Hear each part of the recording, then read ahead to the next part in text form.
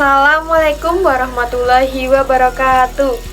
Pertama-tama, marilah kita panjatkan puji dan syukur kehadirat Tuhan Yang Maha Esa yang telah melimpahkan rahmat, taufik, hidayah, serta inayahnya kepada kita semua, sehingga pada kesempatan yang berbahagia ini kita dapat berkumpul kembali dalam keadaan sehat walafiat.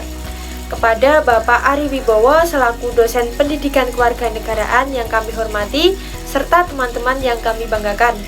Di sini kami dari kelompok 7 akan membahas materi mengenai lembaga-lembaga negara yang ada di Indonesia.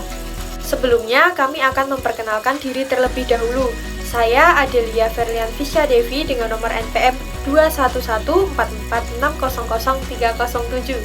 Saya Valian Nurul Aini dengan nomor NPM 211144460000321. Sebelum masuk ke materi, maka saya akan memberikan penjelasan sedikit mengenai materi lembaga-lembaga negara. Sistem pemerintahan yang ada di Indonesia dipimpin oleh seorang kepala negara yang bernamakan Presiden. Presiden mempunyai tugas untuk menjalankan segala pemerintahan yang ada di Indonesia. Dalam melaksanakan tugasnya tersebut, Presiden tidak berdiri sendiri, tetapi mereka juga dibantu oleh beberapa lembaga negara yang ada di Indonesia yang memiliki tugas serta wewenangnya masing-masing.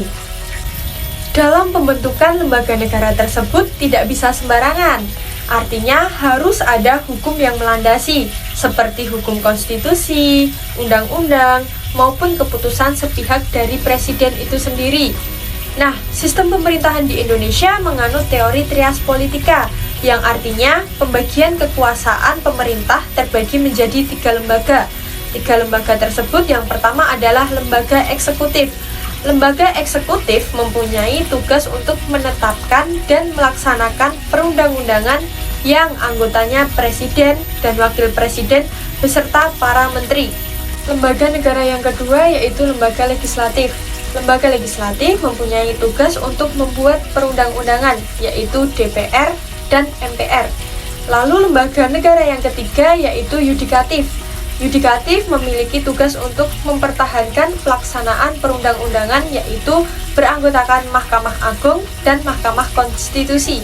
Untuk lebih jelasnya mengenai lembaga negara tersebut, maka akan dijelaskan oleh Mbak Fadilah.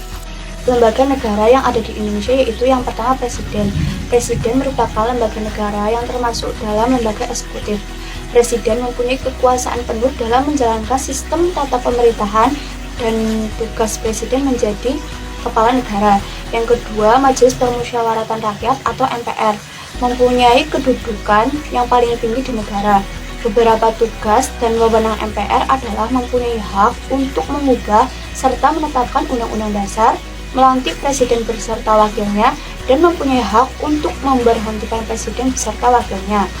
Yang ketiga, Dewan Perwakilan Rakyat atau DPR memiliki kekuasaan di tingkat pusat yang anggotanya dipilih melalui pemilu. Yang keempat, Dewan Perwakilan Daerah atau DPD berdasarkan Undang-Undang Dasar 1945 Pasal 22D adalah membuat rancangan undang-undang yang berkaitan dengan otonomi daerah. Yang kelima, Mahkamah Agung atau MA merupakan lembaga yang memiliki kekuasaannya dipegang penuh oleh MA. Kekuasaan ini digunakan untuk menegakkan keadilan tertinggi yang ada di Indonesia adalah MA. Yang keenam, Komisi Yudisial atau KY merupakan salah satu kewenangan dari lembaga KY adalah dapat mengusulkan untuk pengangkatan hakim agung. Kehormatan, keluruhan, perilaku hakim juga dipegang oleh KY. Yang ketujuh, Mahkamah Konstitusi atau MK merupakan lembaga yang memiliki kekuasaan kehakiman yang berkedudukan tinggi di ibu kota negara. Dan yang terakhir, yang kedelapan adalah Badan Pemeriksa Keuangan atau BPD, merupakan lembaga yang bertugas untuk memeriksa semua aspek yang berkaitan dengan pengelolaan keuangan negara. Setelah keuangan diperiksa, maka hasilnya akan diserahkan kepada DPR, DPD, dan DPRD. Ada juga permasalahan-permasalahan yang dihadapi oleh lembaga negara di Indonesia. Permasalahan tersebut seperti tindak pidana korupsi. Tindak pidana korupsi itu biasanya menyangkut dengan kepengurusan anggota lembaga negara tersebut. Akan tetapi ada juga lembaga yang menanganinya sendiri. Lembaga tersebut bernama KPK. Pelanggaran-pelanggaran yang dilakukan oleh para pengurus lembaga negara akan membuat masyarakat tidak percaya dengan kinerja lembaga tersebut.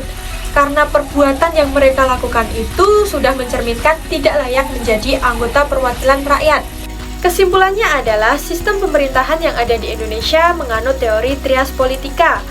Teori tersebut menyatakan pembagian kekuasaan terbagi menjadi 3, yaitu eksekutif, legislatif, dan yudikatif.